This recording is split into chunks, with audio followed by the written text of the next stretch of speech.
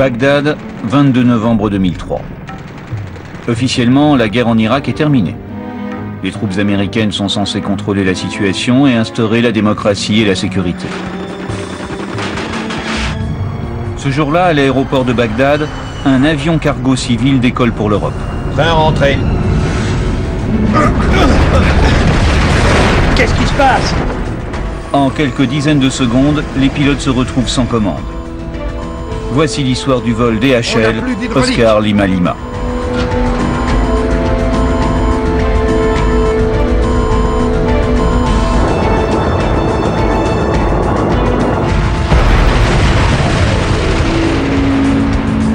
Novembre 2003. Depuis plus de 6 mois, les États-Unis essaient d'instaurer la démocratie en Irak. Saddam Hussein est en fuite, son armée vaincue. Mais l'Irak est une mosaïque de peuples que la pression américaine fait imploser. Des groupes armés multiplient les enlèvements, les attaques et les attentats. Résistants pour les uns, terroristes pour les autres, des hommes de plus en plus nombreux pillent les anciens dépôts d'armes de Saddam Hussein. Le pays bascule dans le chaos, où la Kalachnikov, le bazooka et le missile solaire deviennent monnaie courante.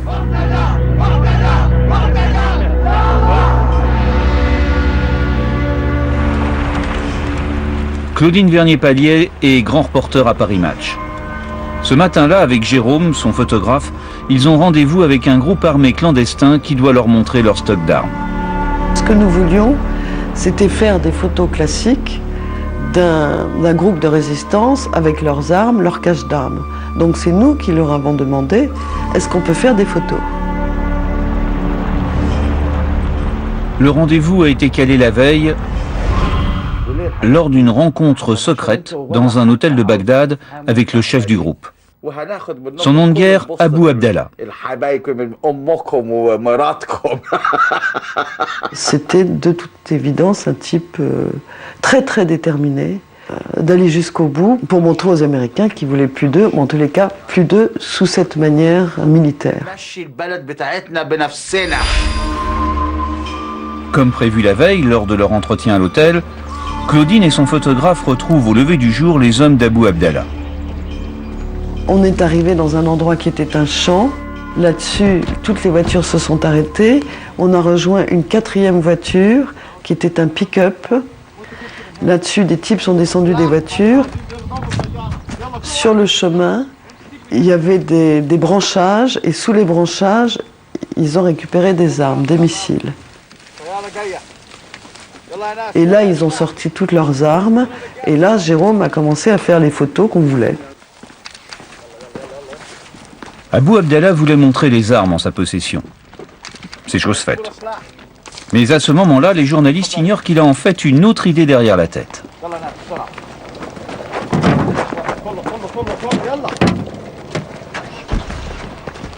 Et puis il m'a dit que maintenant, ils avaient l'intention de tirer. Ça allait être une nouvelle phase dans leur action de résistance, de tirer des missiles sur des avions.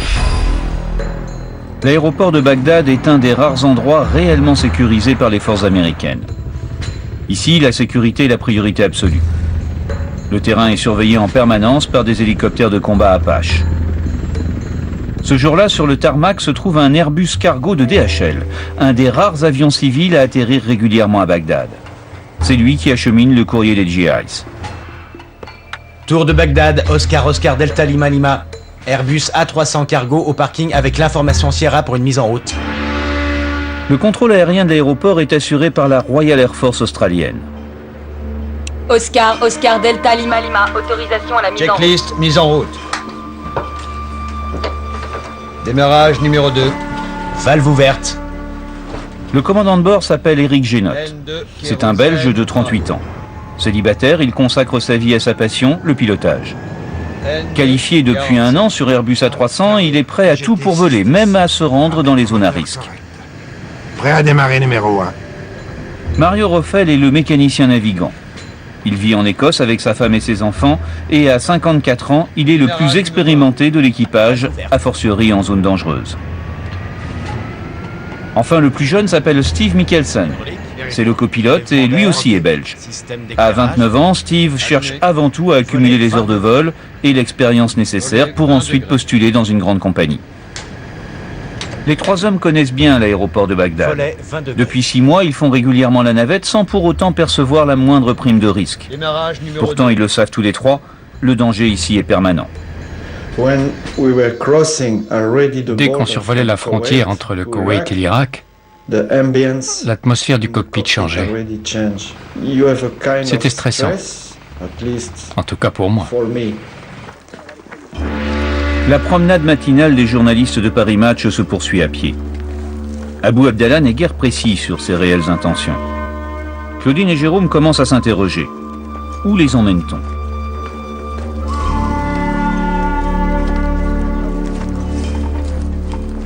Alors, que se passe-t-il ici?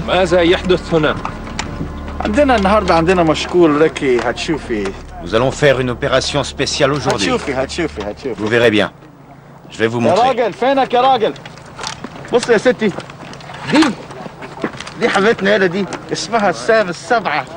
Voici un Sam-7. Ils appartenaient à l'ancienne armée irakienne. Nous en possédons environ 28. Ils proviennent de 2 dépôts irakiens différents. Nous en avons déjà tiré 25 environ. Il ne nous en reste plus que 3. Le Sam-7 est un missile solaire de construction russe, équipé d'une tête chercheuse qui détecte les émissions infrarouges des moteurs d'avion. Le Sam-14 est mieux que le Sam-7. On n'en a pas beaucoup. Je crois qu'on devrait utiliser celui-ci aujourd'hui. Il a très bien fonctionné avant. Avant? Nous avons abattu un avion près de Nasiriyah. Mes soldats ont comptabilisé 177 morts. Ensuite, nous avons descendu un autre avion transportant des Américains. Nous avons tué 70 hommes. Personne n'en avait jamais entendu parler, ce qui m'a quand même paru un petit peu gros, parce que l'aéroport, quelque part, tout le monde le voit depuis Bagdad.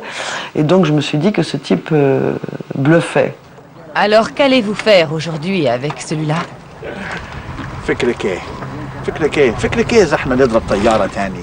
À votre avis, nous allons abattre un avion.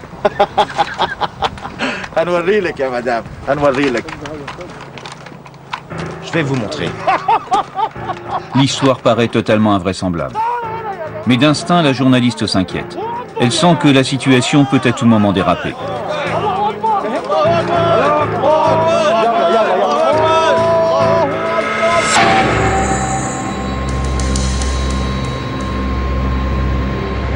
Oscar Delta Lima, décollage autorisé. Décollage. L'A300 a 24 ans. C'est un ancien avion de ligne converti en cargo. Avant de rejoindre sa destination finale en Europe, il doit faire une escale à Bahreïn. Pour l'équipage, c'est un vol de routine. V1. Rotation. V2. Vario positif. Derrière le calme apparent des pilotes se cache une réelle inquiétude. Ils savent qu'en dessous de 10 000 pieds, ils peuvent facilement être la cible d'un missile solaire. Bien sûr, jusqu'à présent, ce n'est jamais arrivé. Mais avec toutes les armes qui circulent en liberté, C'est une atmosphère étrange, une sensation bizarre entre le décollage et le moment où vous atteignez les 10 000 pieds. Vous avez conscience du danger. Train rentré. Train rentré. Phare éteint.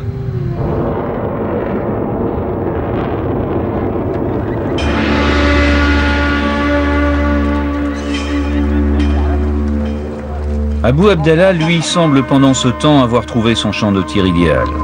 Il nous avait demandé avant de garer les voitures en épi afin que tout le monde puisse partir, se disperser chacun de son côté. Et c'est là où on aurait dû comprendre qu'effectivement, c'était plus du bluff. Les journalistes comprennent trop tard les réelles intentions de l'Irakien.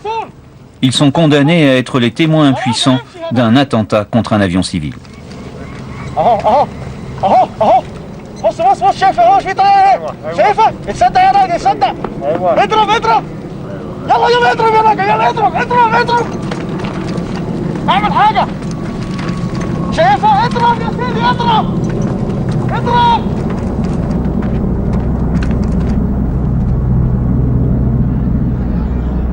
Ces images sont celles tournées par le groupe d'Abdallah. Une vidéo qui, le lendemain, sera remise à la presse internationale à Bagdad.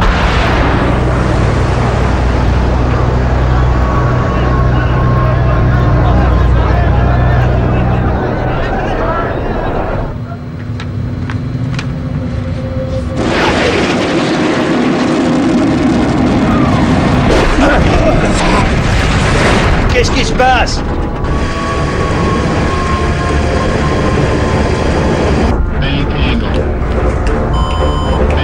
On a perdu le vert et le jaune. Le vert et le jaune?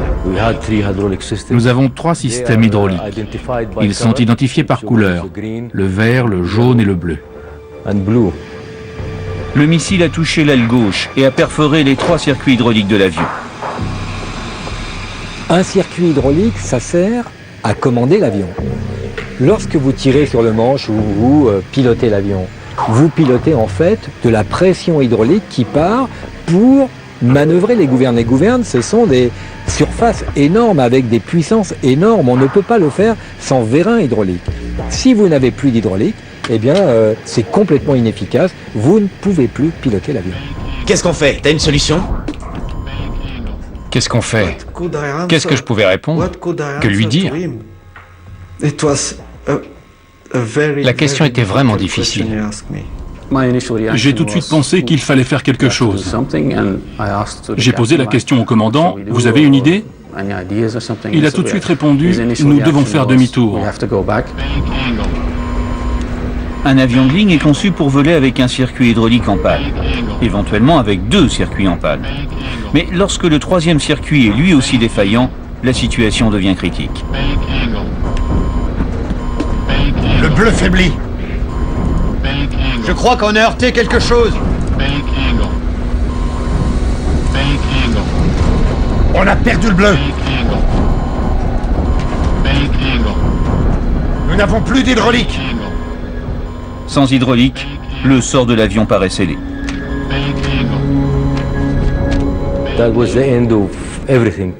C'était la fin de tout. Toutes les procédures apprises durant des années étaient devenues inutiles.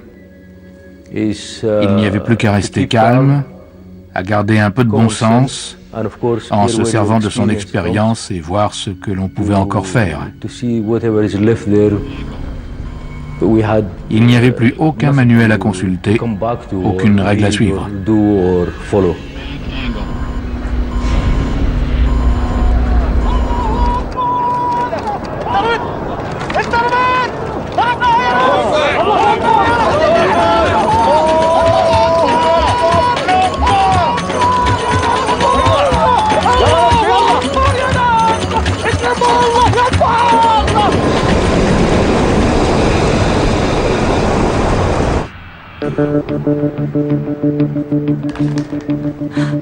Ce DHL a un problème.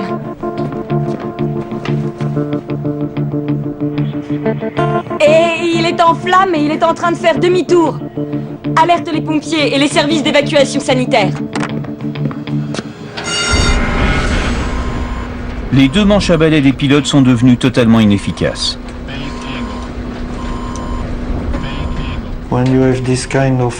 Dans une telle situation de détresse, avec les 3 aiguilles sur 0 et le mécanicien de bord annonçant que les 3 systèmes hydrauliques sont en panne, vous êtes terrifié.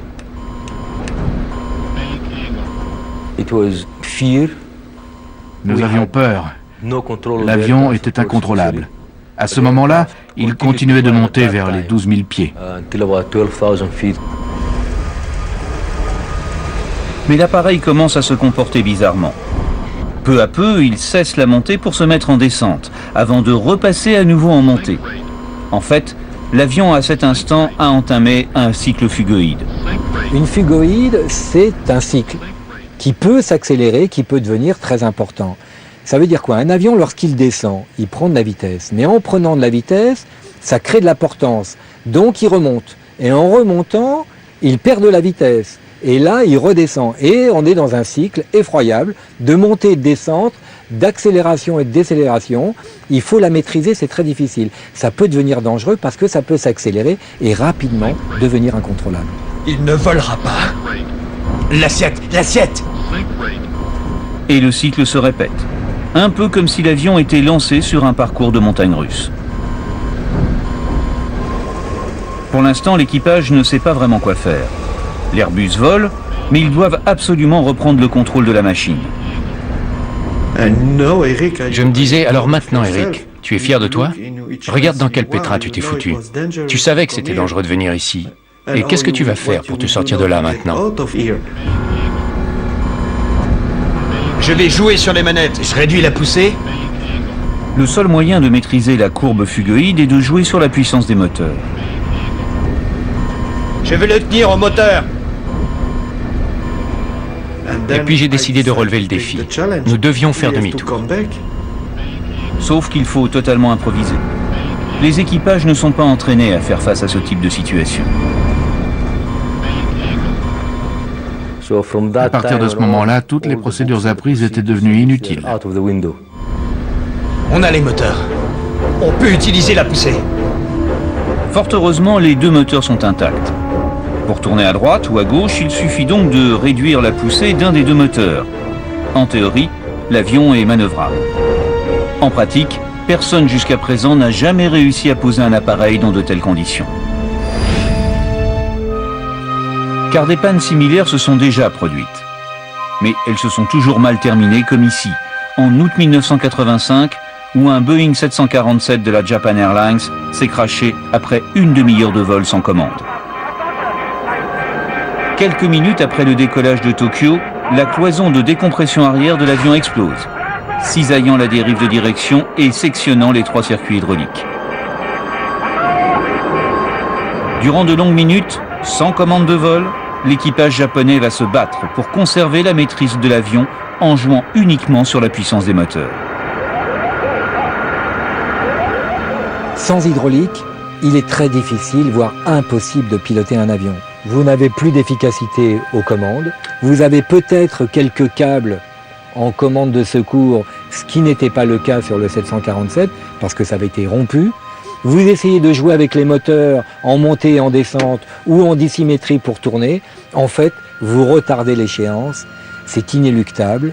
C'est une situation la plus dramatique qui soit. Et le drame s'est achevé sur les flancs du mont Fuji et a coûté la vie à 520 personnes, la plus grande tragédie aérienne impliquant un seul appareil.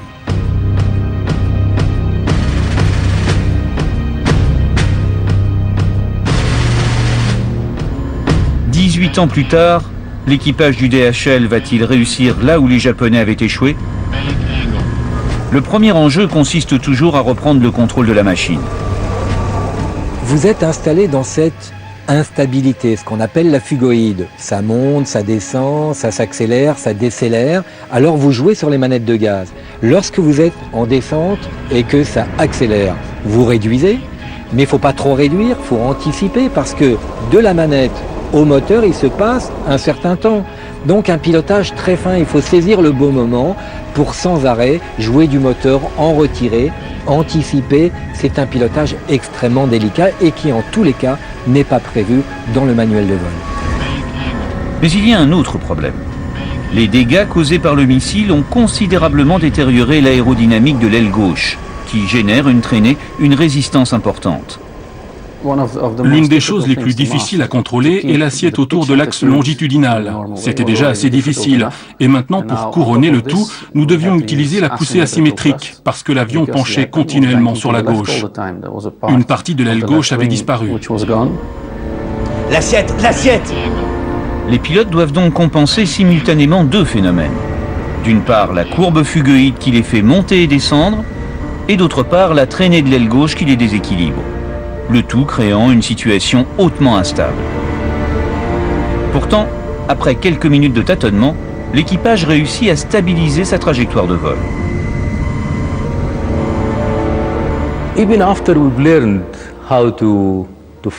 Même après avoir compris comment piloter avec les manettes des gaz, on s'est retrouvé à 3 ou 4 reprises dans des conditions quasiment ingérables. L'avion redevenait incontrôlable.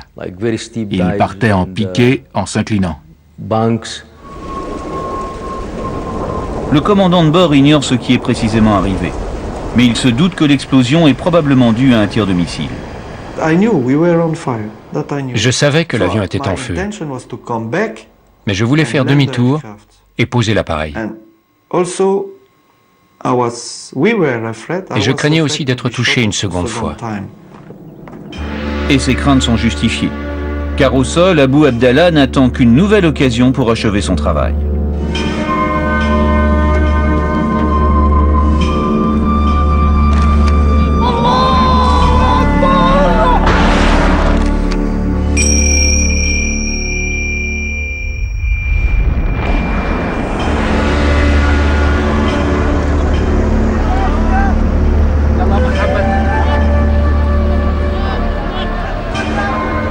Il a tiré un second missile qui a raté l'avion. Et c'est à ce moment-là qu'il a dit « Maintenant, tout le monde s'en va » et tout le monde s'est dispersé. Par la suite, les journalistes de Paris Match seront violemment critiqués pour ne pas avoir tenté d'empêcher l'attaque dont ils étaient les témoins.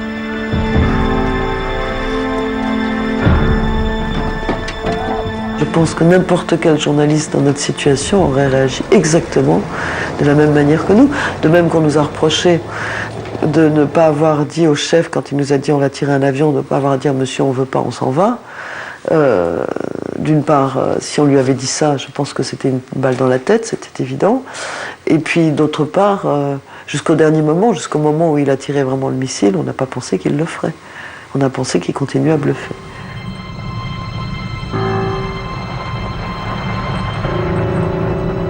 Et c'est en essayant de retrouver notre route avec le chauffeur qu'on a vu que l'avion, l'aile gauche était en flammes et l'avion tournait comme ça.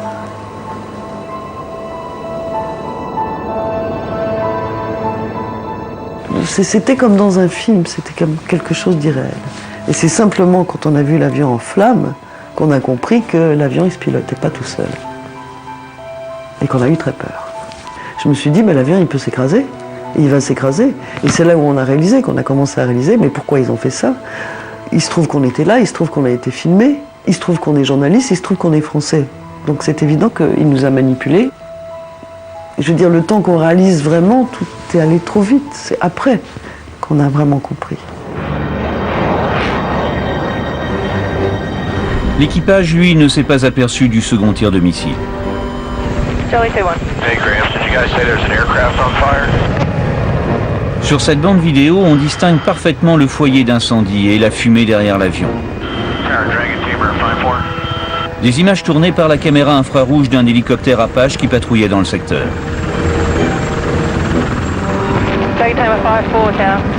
Roger, 5-4 is observing the aircraft inbound under our sighting system. He's got, appears to be a fire on his far left engine. En s'approchant de l'avion en détresse, les images sont encore plus spectaculaires. Oscar, Lima, Lima. Lima, Lima, à vous. Nous avons du mal à contrôler l'avion. Un hélicoptère volait à proximité. Il pouvait voir que le feu ne provenait pas du moteur, mais de l'aile gauche. Cela a permis à Mario de demander à nouveau à la tour s'il pouvait voir des flammes ou de la fumée provenant de l'avion.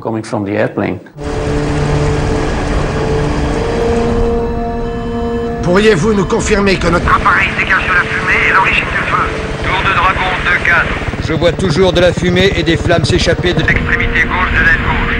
Ok, feu et fumée sur l'aile gauche, c'est ça? Affirmatif. Merci. Nous volions en direction de l'aéroport. Il était en vue. Descends le train. Je peux prendre les commandes? Non, pas question, je les garde. Fais ce que je t'ai dit, descends le train. Sans énergie hydraulique, le mécanicien en est réduit à ouvrir manuellement les portes du train et à laisser les roues descendre par la seule force de gravité. Le commandant me dit que nous devons atterrir et il me demande de sortir le train, ce qui est normal lorsque l'on veut atterrir. Mais la sortie du train a des conséquences inattendues. En générant une traînée supplémentaire, les roues modifient l'équilibre très précaire de l'appareil. Brutalement, la vitesse chute et l'avion se cabre.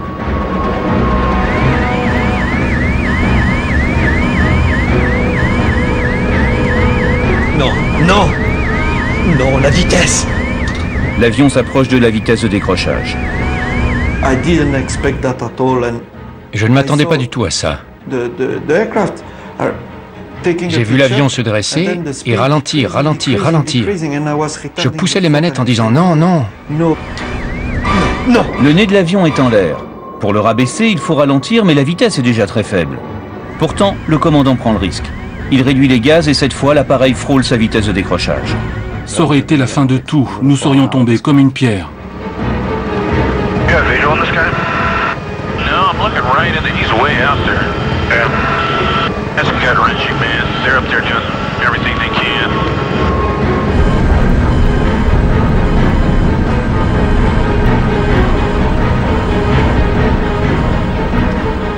J'avais peur qu'une de nos ailes décroche. Là, tout aurait été fini. I think I'd rather try to crash on a runway than crash into the desert. And trying to land on a runway where you can just belly up in the desert, the sand would probably put out any fire.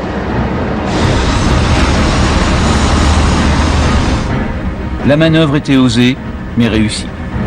L'équipage a remis un peu de puissance au moteur et vole maintenant avec un avion train sorti prêt pour tenter un atterrissage. Finalement, l'avion s'est miraculeusement stabilisé. Ce fut l'un des premiers signes indiquant que ce jour-là, la chance était avec nous.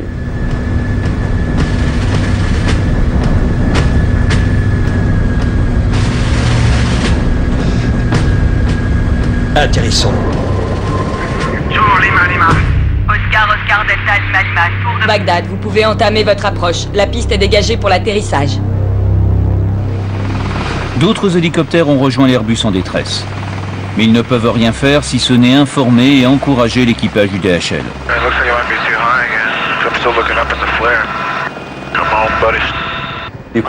On entendait d'autres pilotes parler en même temps.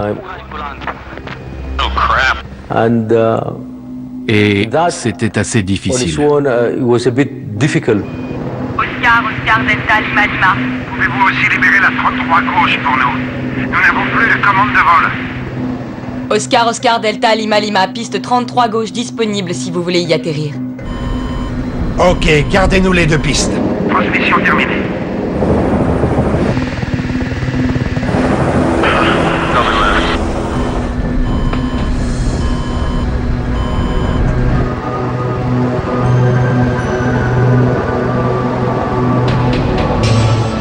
Tu sais que le réservoir Alpha Unité est vide? Depuis l'impact, le kérosène ne cesse de s'échapper.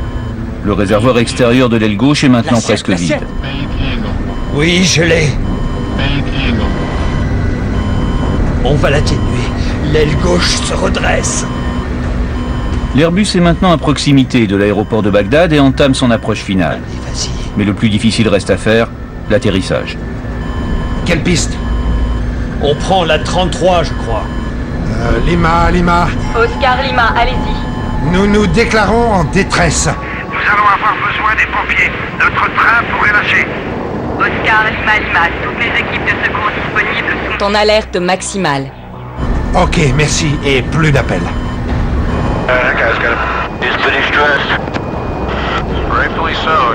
Et pour l'atterrissage, la partie est loin d'être gagnée. À cet instant-là, j'ai réalisé que nous étions un peu trop haut pour une approche et un atterrissage dans de bonnes conditions. C'était aussi mon avis, nous étions trop haut et trop près. On doit atterrir. On est trop près. Il faut une longue finale. À cet instant, Steve a marqué un point très important et je crois vraiment qu'il nous a sauvés. Le copilote en est persuadé, ils sont trop près et trop haut. Tenter un atterrissage dans de telles conditions déboucherait inévitablement sur un crash. Le commandant, qui maîtrise l'avion depuis de longues minutes, est fatigué et lui est pressé de se poser. Mais il va devoir malgré tout réaliser une nouvelle approche. Si nous n'avions pas fait ce détour de 20 nautiques, nous serions restés assis là indéfiniment jusqu'à ce que nous tombions du ciel. C'était impossible à faire. Maintiens la vitesse élevée. Oui. Maintiens la vitesse élevée. J'essaie. Je fais du mieux que je peux. Et puis j'ai réalisé qu'ils avaient raison. Il nous fallait une longue finale. Mais une autre menace pèse dorénavant sur l'avion. L'aile brûle depuis 13 minutes. Combien de temps va-t-elle tenir? Finale 20 nautiques. Ok. you got that sight now? He's still got a long way to go, though. Yeah. Well, looks like he's turning like an extremely extended final. Yeah. And I don't think I can make it in. Le temps devient un facteur essentiel. À chaque minute, le feu ronge un peu plus la structure de l'aile gauche. Si elle lâche, c'est la mort assurée.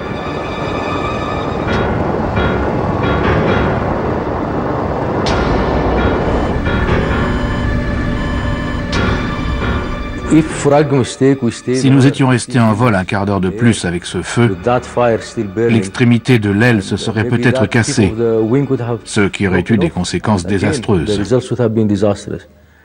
Deux longerons principaux consolident la structure de l'aile. Le missile a provoqué une fissure de 5 mètres sur le longeron arrière.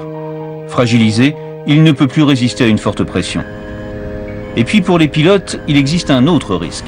La fuite de kérosène prouve qu'un réservoir et peut-être le circuit d'alimentation du moteur gauche ont été touchés. Nous contrôlions l'inclinaison et le cabrage de l'avion en utilisant les deux moteurs. Si nous en perdions un, nous ne pouvions plus rien faire. Ça aurait été une catastrophe. Pourtant, peu à peu dans le poste, la confiance revient. L'équipage maîtrise à peu près la trajectoire de l'avion. Mais maintenant, il va falloir le poser. Et ça, aucun pilote dans toute l'histoire de l'aviation n'y est jamais arrivé. Un cas très similaire est survenu aux États-Unis en 1989. Un DC-10 d'United Airlines avec 246 passagers à bord s'est retrouvé lui aussi sans commande de vol après l'explosion du réacteur de queue. Comme l'équipage du DHL, les pilotes ont réussi à reprendre le contrôle de l'avion en jouant uniquement sur la puissance des deux moteurs restants. Comme l'équipage du DHL, ils ont réussi à aligner l'avion sur l'axe de la piste. Malheureusement, l'atterrissage à Sioux City, dans l'Iowa, a tourné à la catastrophe.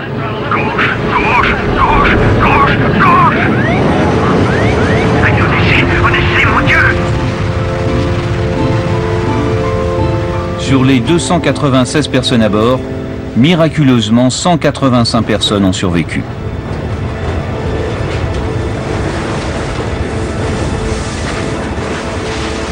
Japan Airlines et United, à 2 reprises en moins de 4 ans, 2 gros porteurs se sont écrasés à la suite d'une perte de circuit hydraulique. Bilan total, 631 victimes. Après l'accident de Sioux City, le Bureau de la sécurité des transports américain demande la mise au point d'un système permettant de contrôler un avion en cas de panne totale d'hydraulique. Mais 14 ans plus tard, au-dessus de Bagdad, le seul système disponible, c'est toujours le sang-froid et l'intelligence des pilotes. Je me souviens de l'histoire du DC-10 de Sioux City. Cela était déjà arrivé. Le seul moyen de contrôle qui nous restait, c'était les moteurs. Rien d'autre.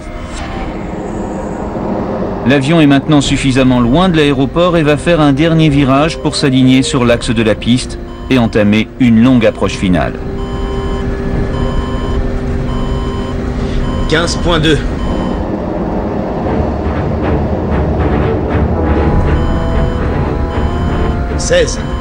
Virage à droite, maintenant, pas encore.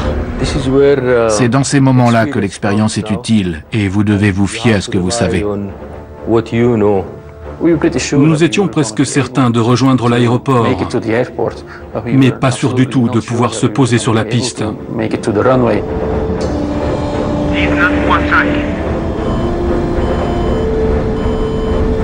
Demi-tour, 20 nautiques.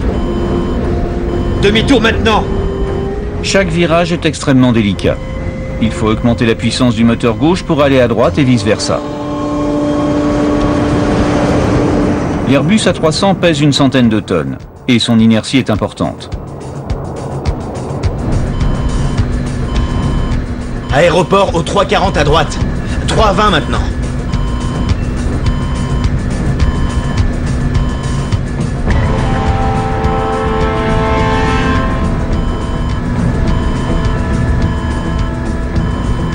Vitesse 210, stable. Maintiens la vitesse élevée. Oui, oui. 4000 pieds. Sans volet, l'avion va devoir se poser à une vitesse supérieure à la normale. 215 nœuds au lieu de 160. Presque 400 km/h. Avec une question supplémentaire, le train d'atterrissage va-t-il tenir le choc à cette vitesse ?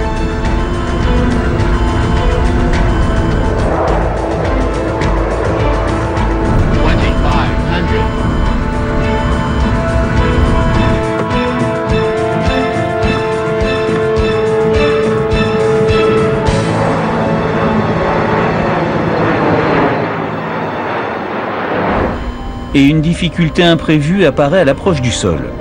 Le vent déporte l'avion de l'axe de la piste. Le vent de travers gauche et les turbulences nous déportaient vers la droite, vers le bâtiment de l'aéroport.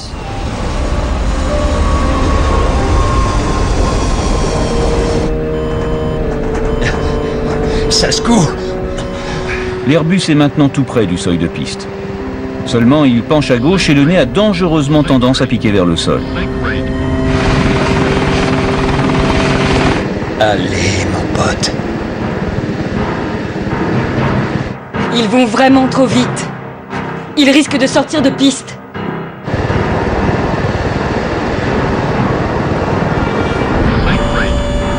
Maintiens la vitesse élevée. On part à gauche. Oui, j'accélère. Pas trop quand même. Sinon l'avion risque de sortir de la piste. Ils atterrissent sur la piste 3-3 gauche. Voiture de pompiers et Medevac en état d'alerte.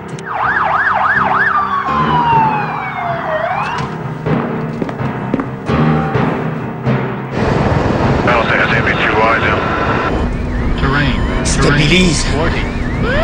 Stabilise. C'est la dernière heure de votre vie. Vous en prenez conscience. L'assiette. Ok.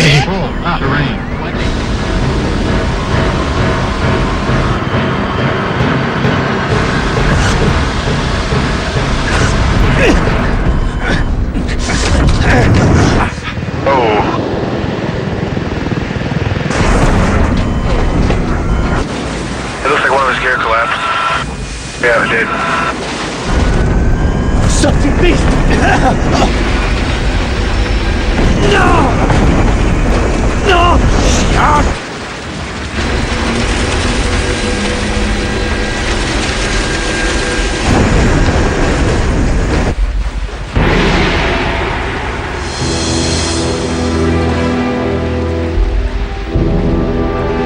He's in the dirt. Dirt, or did he just come off the runway? That's what's left of him.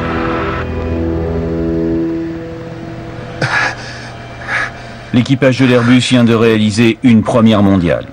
Poser un avion sans utiliser ni le manche à balai, ni les palonniers.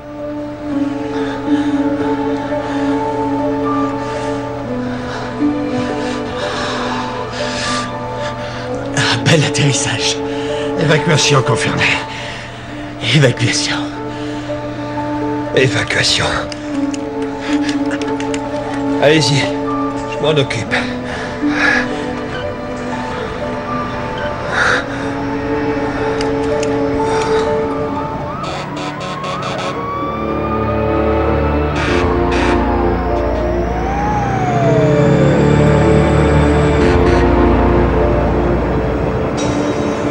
C'est presque un miracle.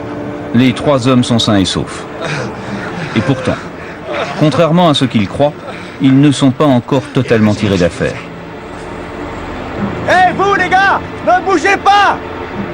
Cette zone contient des mines dormantes. Ne bougez pas. Qu'est-ce que vous dites? Il dit qu'il doit y avoir des mines. Oh non, je n'y crois pas. On vient vous chercher. Vas-y. Toute la zone est infestée de mines antipersonnelles et le moindre pas peut déclencher une explosion meurtrière. Lorsque nous arriverons jusqu'à vous, nous ferons marche arrière et vous devrez marcher sur nos traces. Maintenant, on vous sort de là, mais vous devez marcher sur nos traces de roue, d'accord?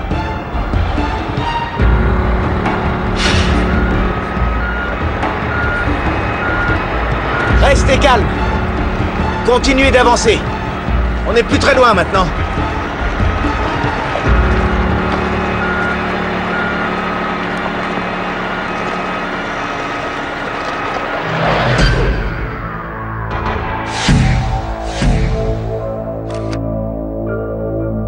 Pour la première fois, les pilotes voient de leurs yeux l'ampleur des dégâts et comprennent qu'ils viennent de survivre à une situation en théorie mortelle.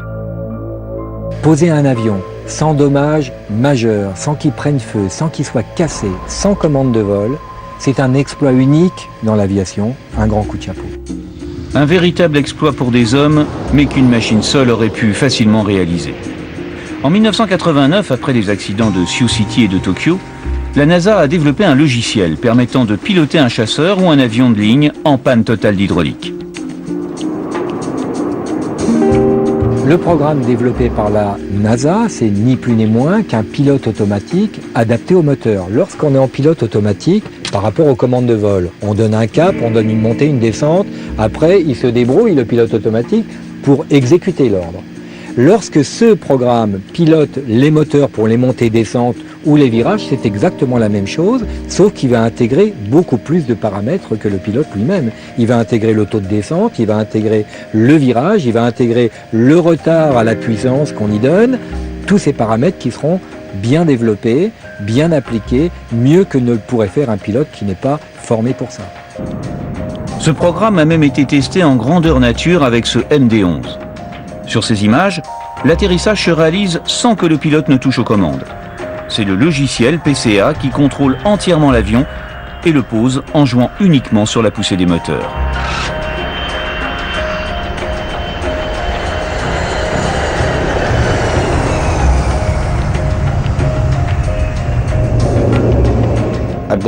Je crois que l'incident du DHL a ravivé l'intérêt pour les systèmes de contrôle automatique des moteurs. Ces derniers pourraient compléter les systèmes présents sur les avions. Ils auraient certainement contribué à minimiser les dégâts qu'a subi l'Airbus de DHL et atténueraient certainement ce que subirait un avion de ligne avec 5 ou 600 personnes à bord. L'un des premiers partisans du système PCA fut le commandant Denny Fitch, membre de l'équipage aux commandes du DC-10 qui s'est crashé à Sioux City. Cet équipement est absolument incroyable. Ils ont obtenu un fort taux de réussite en matière de survie sur des avions modernes intégralement commandés par hydraulique. Si cela devait se reproduire avec un tel système embarqué, le pilote se sentirait vraiment rassuré. On a perdu le bleu! Nous n'avons plus d'hydraulique! L'administration américaine de l'aviation civile a mené ses propres recherches sur le logiciel PCA. Et puis finalement les a abandonnés. Et le système n'a jamais été installé sur les avions de ligne.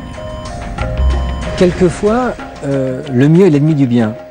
Dans votre voiture, vous avez un système électronique qui ne marche pas, votre voiture ne veut absolument pas démarrer. C'est exactement la même chose. Vous rajoutez un système complexe qui, lui, peut engendrer des pannes. Alors il faut faire un choix. Et le choix, il est par exemple de multiplier les circuits hydrauliques plutôt que de rajouter un système qui a très peu de chances d'être mis en opération. Évidemment, ils n'ont pas envisagé l'éventualité ou la possibilité d'une attaque par des missiles solaires. L'Airbus de DHL fut le premier avion civil victime d'un missile solaire en Irak.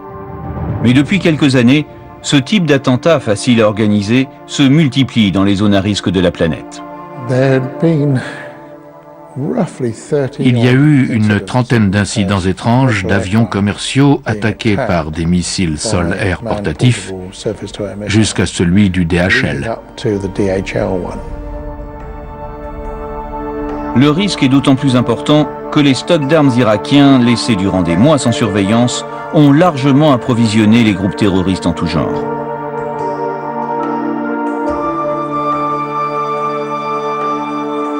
Les dépôts d'armes, je crois qu'il y en a partout. En Irak, il y a des armes partout, il y a des missiles, à mon avis. Et aujourd'hui, sur certaines destinations, les équipages savent qu'ils ne sont pas totalement à l'abri d'un tir hostile de missiles solaires. Un pilote, c'est un homme avant tout. On ne peut pas se déconnecter de la réalité, on ne peut pas se déconnecter de l'environnement politique et des tensions qui se créent un petit peu partout dans le monde. Il est évident que tous les pilotes ont présent à l'esprit qu'il y a des conflits, qu'on risque d'être victime de ce conflit et qu'on n'est pas formé pour se défendre par rapport à ça. C'est aux politiques de le faire, c'est aux États de le faire pour ne pas être pris en otage par des conflits à travers le monde. Une autre solution, installer sur les avions civils des systèmes de protection antimissiles. Les Américains ont dépensé plus de 100 millions de dollars pour développer ce type de programme. C'est certain. Un jour ou l'autre, les avions commerciaux seront équipés de systèmes de brouillage à laser et infrarouge.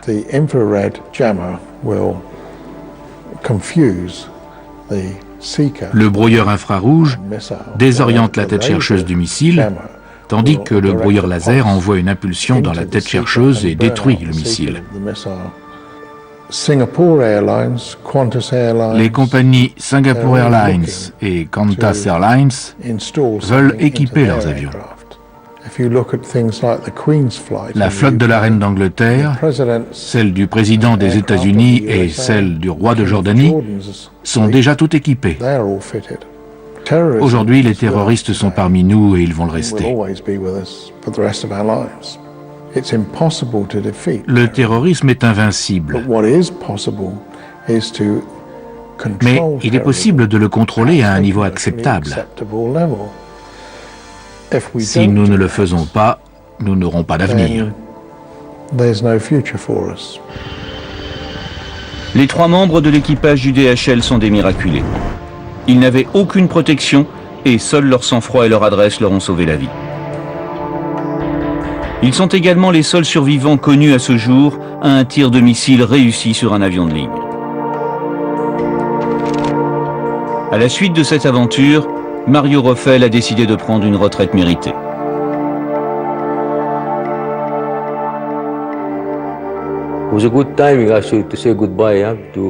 C'était vraiment le bon moment pour quitter l'aviation. J'ai volé pendant 30 ans, fait un parcours sans faute, même jusqu'à la dernière minute. Nous avons eu de la chance, mais nous nous sommes aussi battus pour survivre. Peut-être ai-je appris quelque chose sur la vie, mais je ne crois pas pour autant être devenu meilleur pilote. Pour leur exploit, les 3 hommes ont reçu les plus prestigieuses distinctions de l'aviation civile.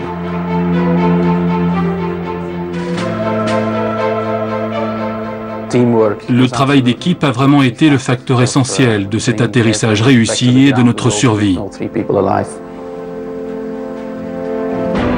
Quant au chef du groupe qui a tiré sur l'Airbus, son sort semblait scellé lorsque 5 semaines plus tard, le 30 décembre 2003, le général Kimid, dans son point de presse, a déclaré « Samedi, Sarid Absarid, ancien officier des services secrets militaires, suspecté de diriger un grand groupe de combattants anti-coalition dans la région et suspecté d'être impliqué dans l'attaque de l'avion DHL, est mort de ses blessures dans un centre de soins de la coalition. Il avait été blessé lors d'un raid dirigé contre son camp. » Abou Abdallah, le chef du groupe, aurait donc été tué. La journaliste de Paris Match, Claudine Vernier-Pallier, elle, est aujourd'hui persuadée du contraire. Donc j'ai pensé effectivement qu'il était mort. J'ai essayé de vérifier plus tard, il n'était pas mort et que ça n'était pas lui. Et surtout par mon photographe qui est revenu après en Irak et qui a revu cette personne et qui était donc toujours vivant. Mort ou vif, en tout cas, Abou Abdallah peut se flatter d'être à l'origine du premier attentat au missile solaire contre un avion civil. Un attentat qui a finalement échoué grâce à l'adresse et au sens extraordinaire du pilotage des 3 membres de l'équipage. Comme quoi, même en Irak, le pire n'est jamais sûr.